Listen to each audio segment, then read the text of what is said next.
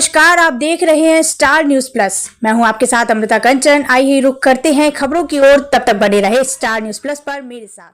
श्राद्ध कर्म के माध्यम से दिया बेटी बचाने का संदेश। अनोखे कार्यक्रम की रही घाटों पर खूब चर्चा। एक बार फिर अपने सामाजिक कर्तव्यों की पूर्ति करते हुए आगमन सामाजिक संस्था उन अजन्मी बेटियों की आत्मा की शांति के लिए श्राद्ध कर्म किया, जिनकी हत्या उन्हीं की मां के कोख में उन लोगों ने ही करा दी जिसे हम सब माता पिता या परिजन कहते हैं। संस्था का स्पष्ट विचार है कि कोख में मारी गई उन अभागी बेटियों को जीने का अधिकार तो नहीं मिल सका, लेकिन उन्हें मोक्ष तो मिलना ही चाहिए। लगातार गर्भ में मारी जा रही अजन्मी अभागी बेटियों की मोक्ष के लिए मोक्ष की नगरी काशी में 11वें वर्ष भी मोक्ष दिलाने हेतु सुविधिक श्राद्ध कर्म संपन्न हुआ। गंगा तट के दशाश्वमेध घाट पर गर्भ में मारी गई बेटियों के मोक्ष की कामना लिए हुए आगमन सामाजिक संस्था के द्वारा वैदिक ग्रंथों में वर्णित परंपरा के अनुसार श्राद्ध कर्म और जल तर्पण संपन्न कराया। गंगा तट पर मिट्टी की बनी वेदी पर 18,000 पिंड निर्माण कर मंत्रों से आह्वान कर बारी बारी मृतक को प्रतीक स्वरूप स्थापित करने के बाद मंत्र के अभिसिंचन से उनके मोक्ष की कामना की गई। 5 वैदिक ब्राह्मणों द्वारा उच्चारित वेद मंत्रों के बीच श्राद्धकर्ता संस्था के संस्थापक सचिव डॉक्टर संतोष ओझा ने 18,000 बेटियों का पिंडदान और जल तर्पण के उपरांत ब्राह्मण भोजन के साथ आयोजन संपन्न कराया। स्टार न्यूज प्लस के लिए उत्तर प्रदेश के वाराणसी से नेहा द्विवेदी की रिपोर्ट।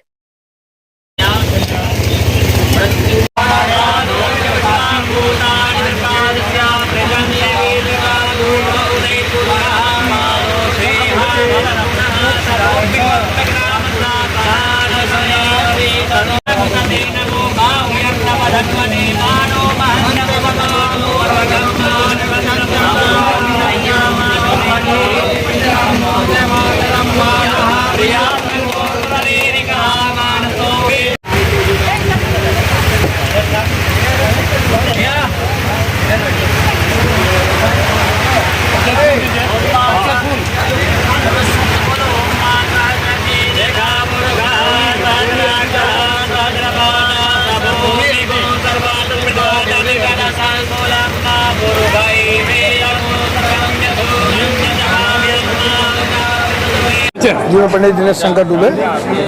आचार्य जी, आप ये जो अनुष्ठान करा रहे हैं, क्या है ये? जैसा कि आप जानते हैं, आज मातृनवमी का पर्व है। जो महिलाएं मर चुकी होती हैं, बेटियां मर चुकी होती हैं, उनका ये आज एक तिथि है, अमावस्या पितृपक्ष के अंतर्गत।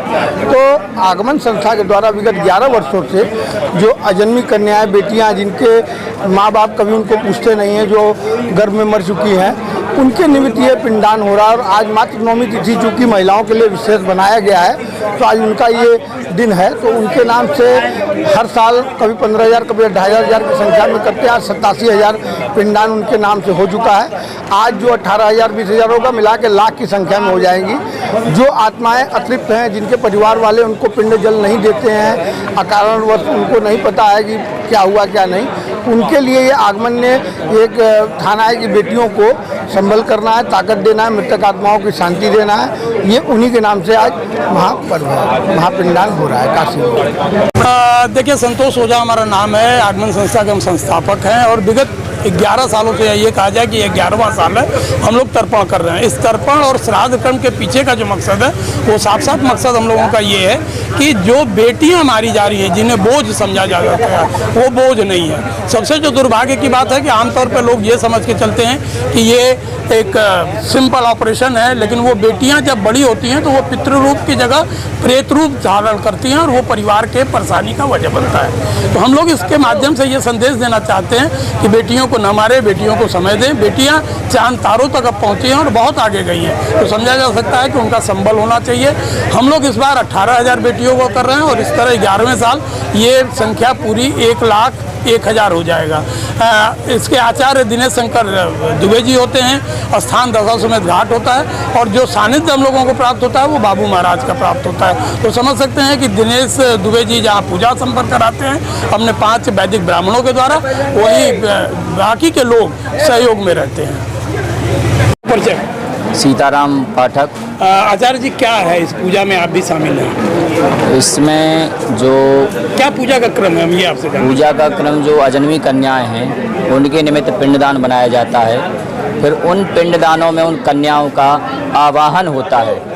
आवाहन करने के बाद उनको भोजन, जो उनका विशेष भोजन होता है, तिल हो गया, जल हो गया, इस निमित्त उनको भोजन दिया जाता है। जैसे पितरों को दही पसंद है, केला पसंद है, तो उनके निमित्त उनको भोजन देके उनके मोक्ष की कामना की जाती है। इसके उपरांत उनको जल में तर्पण देते हैं, उनको मोक्ष प्रदान के लिए गंगा जल में स्थान दिया जाता है और इसके बाद ब्राह्मणों को निश्चित तौर पे भोजन दिया जाता है, जिससे कि उनके प्रति उनको पितरों के लिए शांति मिले, जिस कुल की वो हैं उस कुल के लिए भी वृद्धि हो और उनको भी मोक्ष प्राप्त हो।